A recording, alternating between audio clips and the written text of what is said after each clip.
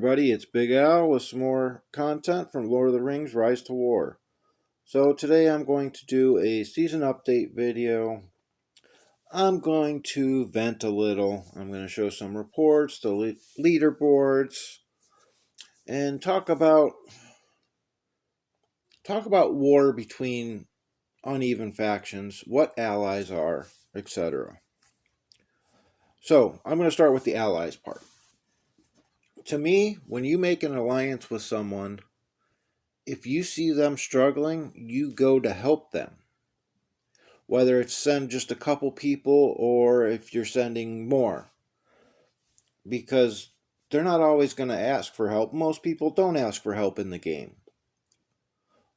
But I know there's a lot of people just like me that I study the map. I look at the map constantly to see what changes are being made, who's making, who's winning each battle, etc.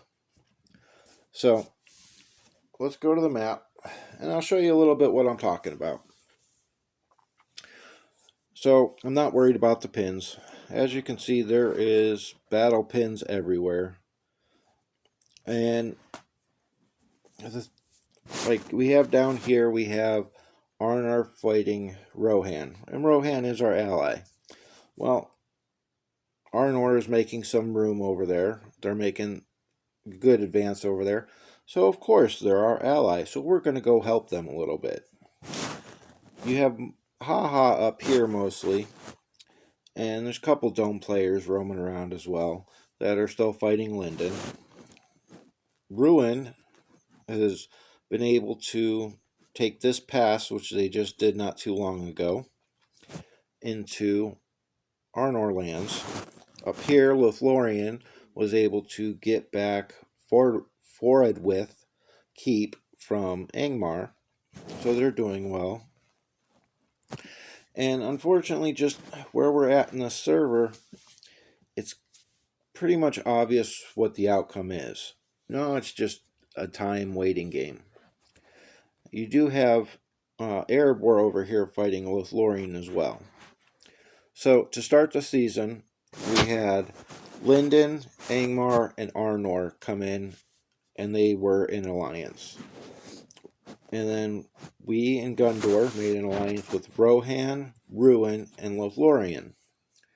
So positioning on the map, we were kind of in the middle.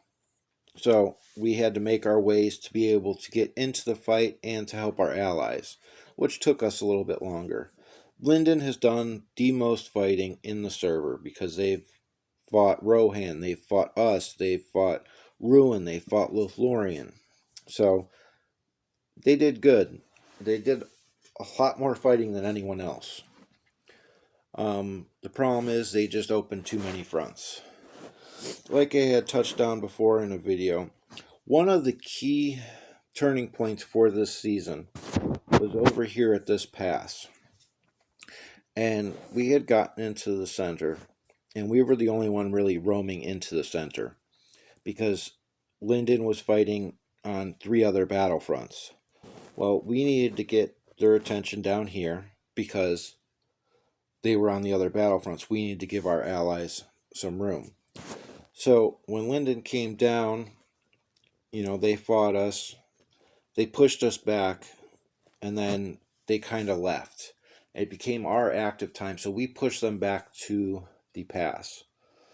Now, what the turning point was Lyndon chose to just defend the pass instead of really trying to push again.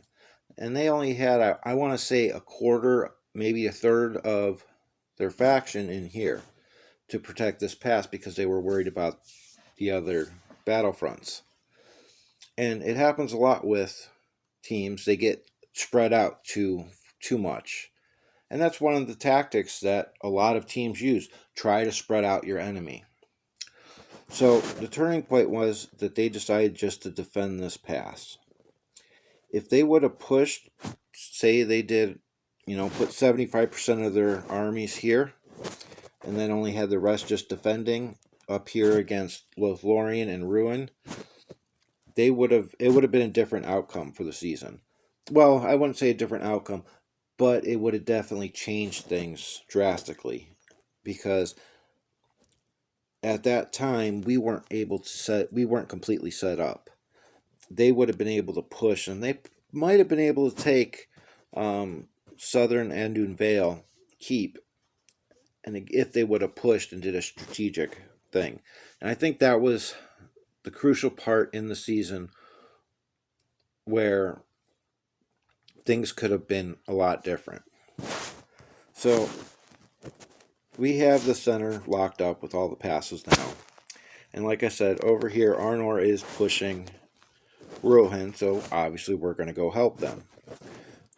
Haha is still pushing up towards the north because they're helping the allies of Ruin and Lothlorien.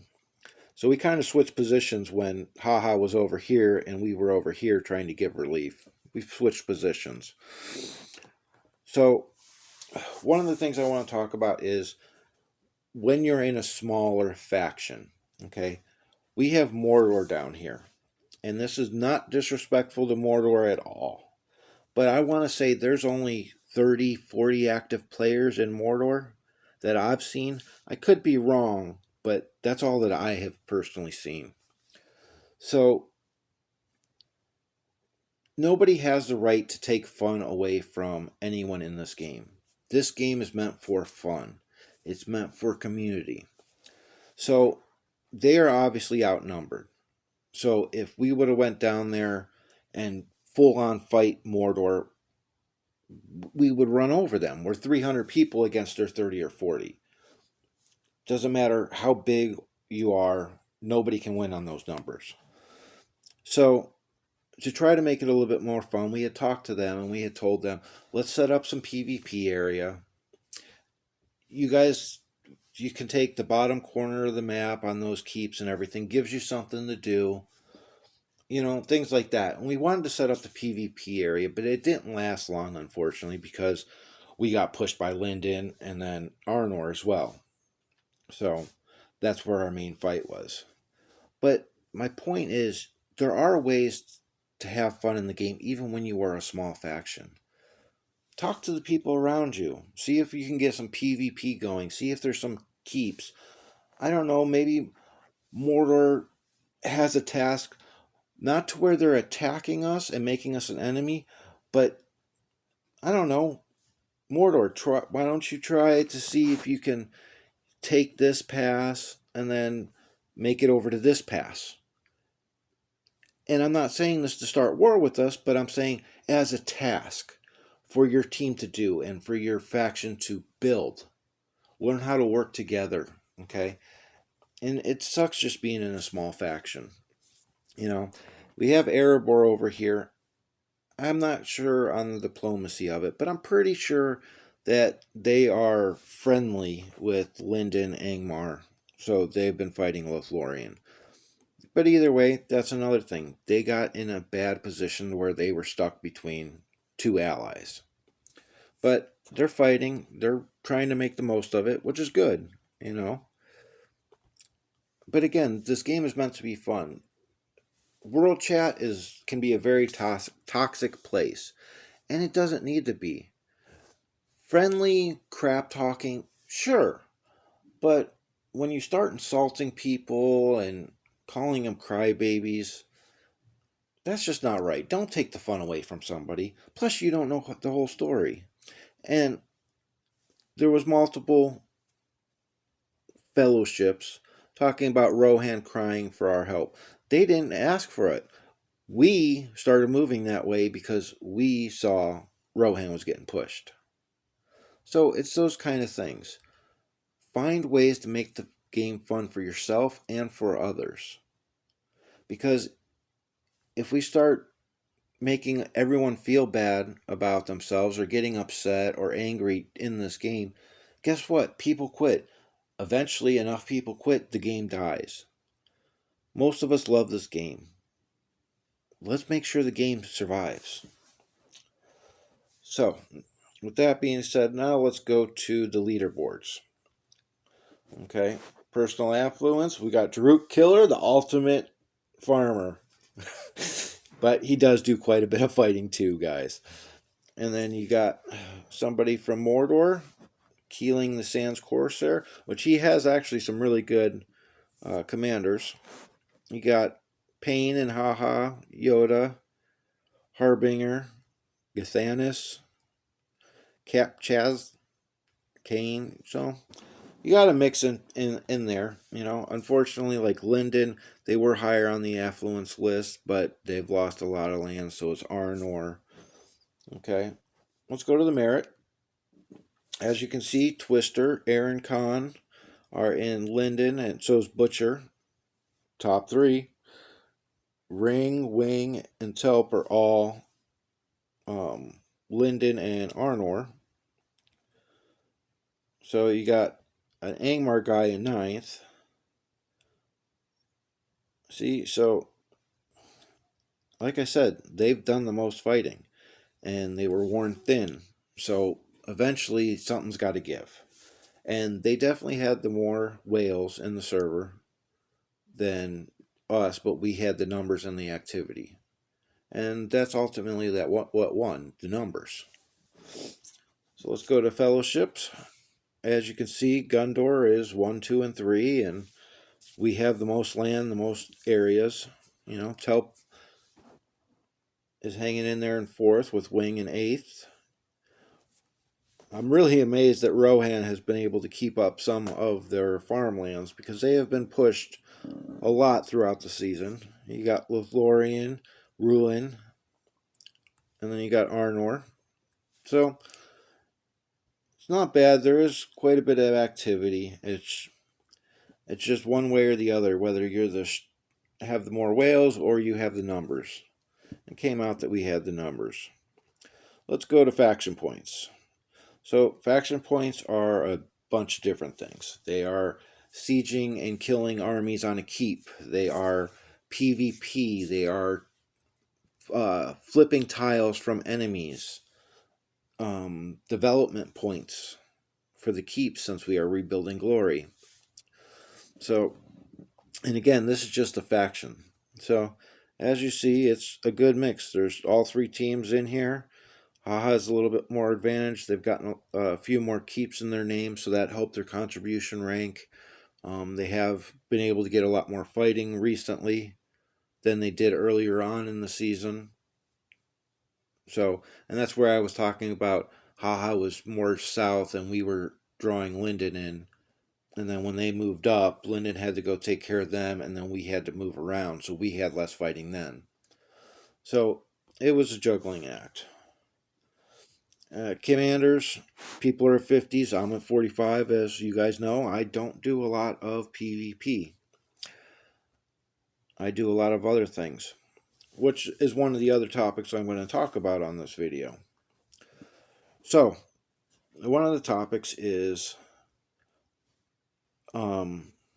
eagles, okay? I'm going to show you this. Let me go over here. And this is one of the very important parts of eagles. And it doesn't matter if you're big or small, you can do this.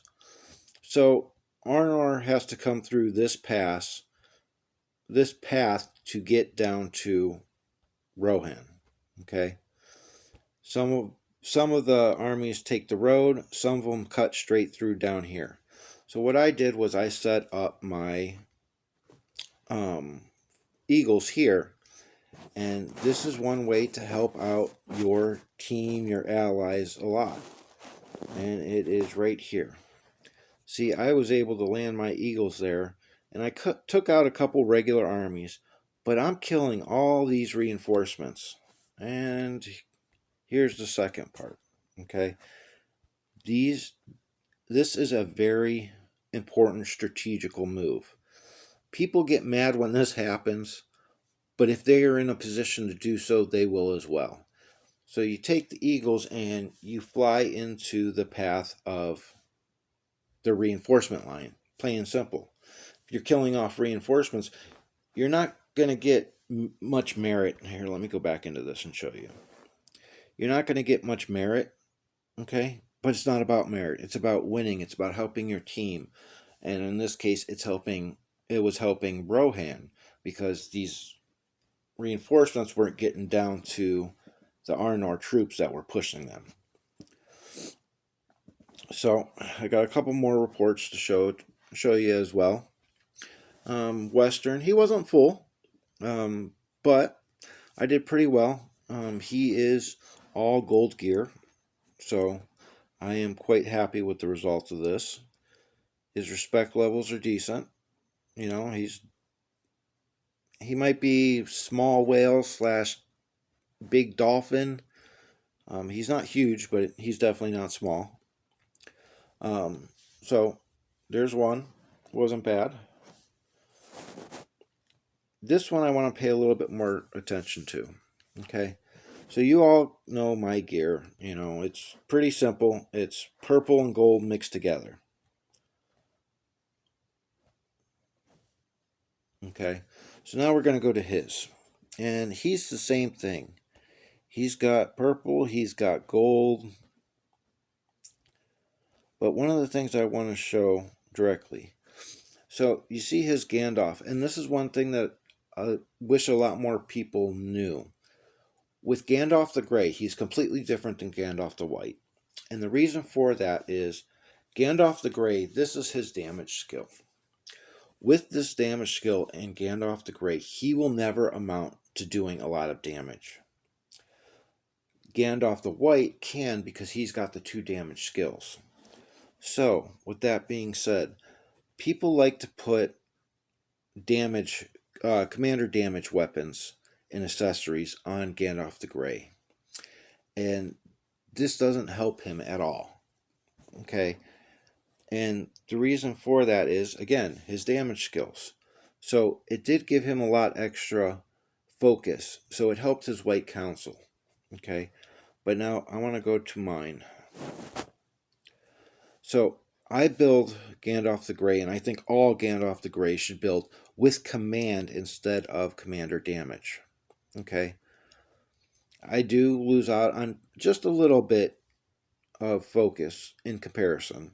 Okay? If I had the same size gear, same amount of gold and everything, I would lose out just a little bit of focus, but with the command. Okay? So, with the command, when you're running Gandalf the Grey, if you click on command, it tells you it's the damage received from the commander's formation, the damage dealt from the formation, and it grants an extra percentage for healing. Okay? Well, most of the time people are running, you're going to run White Council, and then it's a flip if you're going to run the healing skill or Mithandril for the dual blows. But eventually, you're going to have points in the both. So the command will also help the healing as well. So there's 90% modified, okay, plus the extra from the command. So it's a decent amount of heal. Is it going to be game changing? No. And again, I always put 1 point into Wizard just to take off an instance of battle from the enemy's White Council. So with Gandalf the Grey, I highly recommend going command instead of the commander damage weapon and accessory when you can. And again, I know you're losing a little bit of focus, but it makes up for it in other ways. So, as you see here, I did 15,000 sorry. My Gandalf the Grey formation did 15,000 damage. He did 18,000. He has the weapons with the commander damage. Okay. Now, if we go into the report, I'm specifically looking for commander damage. So right there, mine did 2,300, his did 3,600. That little bit of difference is not enough to warrant using the commander damage, because I'm keeping my troops alive longer because of the heal, because of the damage reduction from the command, and also there's on Gandalf the Grey, he has a chance to heal an additional army unit. So there's that. This one, I was actually quite happy with this one. Mikasa is a very big player. I can't believe I'm saying this. I have never seen this weapon actually used on a whale. there's a lot of stats in there that I don't like. But hey, it works for him. I love the Call of the Forest. I love that for a lot of different commanders. And I have it on my Galadriel, which I used to have it on my Gandalf the Grey. Um, he's got a Z11 Gimli, which was great. 253 commander attack. You know, he was unfortunate and didn't get the best of rolls when he was strengthening. Z4 Gandalf the White, Box of Knowledge, which is a little bit of a weird piece, but I guarantee he put it on there for the initiative. So that was nice. And then we have a Z1 Dane. This is one piece that I don't understand why people use it, is the Warborn. I mean, it gives you a lot of commander defense over the commander attack. You want commander attack, and the commander defense, it helps a little bit, but not that much. That's just one of those pieces I don't understand. I mean, especially because he is obviously whale the Kraken level. He is on the bigger side of things. But I was able to take off, what is that? A quarter, a third, somewhere around there. And as a smaller player, that's all I'm expecting to do. Is I'm taking a chunk out of them. I kind of wanted a draw here, and that's what my motive is for most of my fights. And I believe at this fight, I hit him on purpose because I wanted to cause a draw and slow him down, because I wanted to get the other my other teammates here. And this is just a ghost. And this I like to see because me and him have been talking quite a bit about his Círdan. Okay. He's built them a couple different ways. He's testing out things. I'm hoping to get a final report from him in a few days because I know he's gotten some more reports. He's trying a couple different builds for me and for himself too, obviously, just to see. So you got his unique. You know, he's got the command. He's got the extra focus. So with the skills, he's a healer. He's a support commander. Attack of the elf units in 3 allied formations, and it's modified by command stat. So a level it goes up 0.5. So it's the base is 4.5, and then he gets that for every 100 command, and he's got 500 command. So you're talking an extra 22.5. So his elf units are getting an extra 47.5, or nope, sorry, that's the next level. They're getting 45 extra attack, his units. That's kind of big, you know, and that's not including what he gets on his gear as well. And then he also has this stat, this skill, and this skill kind of, I don't know how I feel about any of these kind of skills where it's a random option. So in the first 5 rounds, 3 allied formations have a 60% chance to gain one of the following effects each round: dual blows, evade, remove a debuff, or keen eye. So I like being more in control and knowing what my army's going to do. That's why I haven't been a fan of any of the commanders that have these kind of skills. But I mean, if you get the right roll each time that you're fighting, yeah, great. But you don't know which one it's going to be, you know, because keen eye, it could be just a wasted skill. You know, if they're not evading, guess what? You're getting keen eye for the round, but that does you no good. So that's why I'm not sure how I like that. And his other skill is another healing skill. But it's nice to see somebody throwing a different commander in with them. And I do like Just a Ghost. We've had, like I said, had a few conversations, and he's sending me reports, and I'm reading more and more about Círdan. And I like him, but I don't know. I don't know if he is going to be greatly usable unless he's high respect with his relic. You know, things like that. because this is also huge. The formations unit recovers 75% hit points once each round for 5 rounds.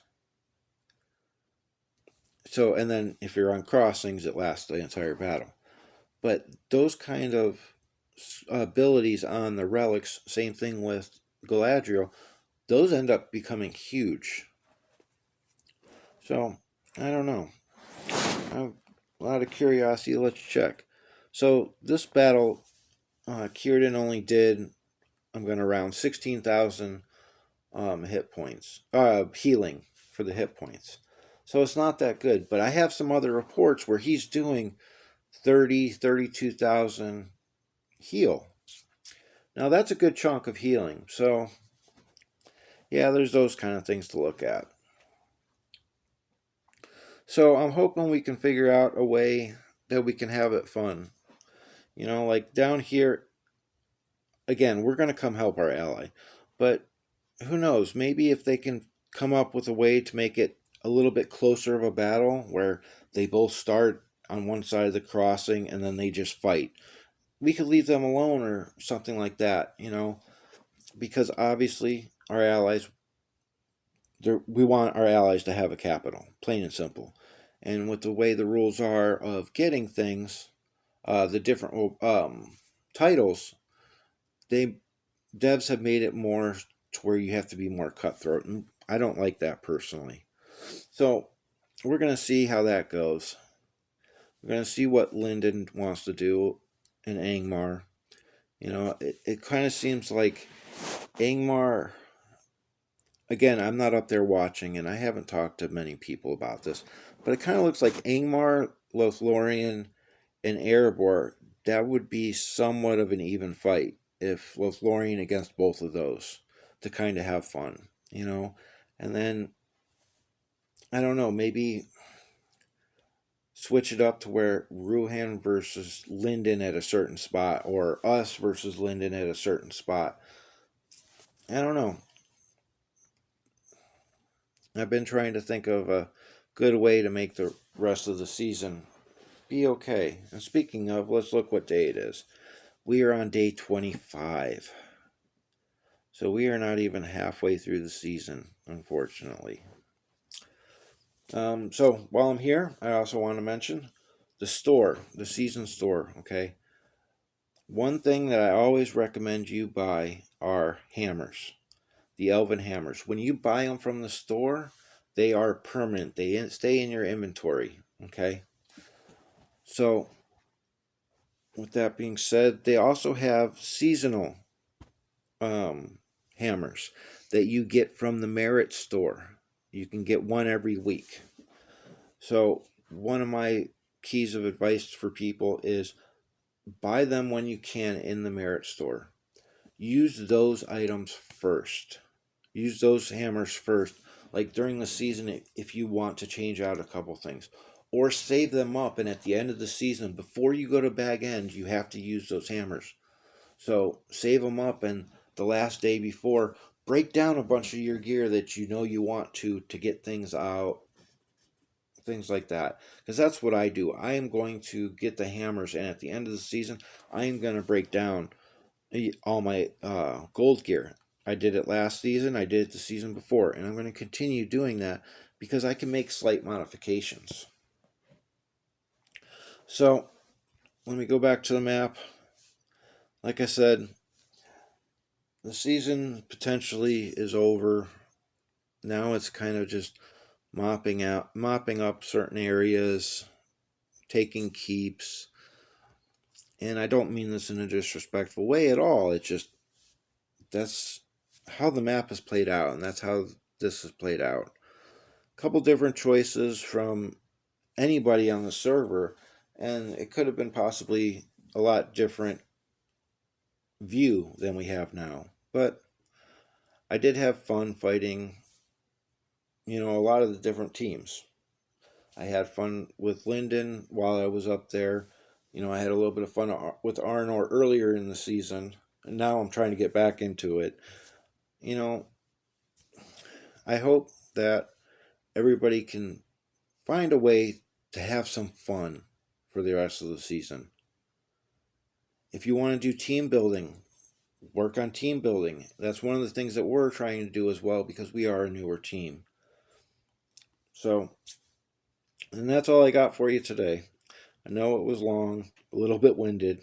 So, as always, make the most out of what you got.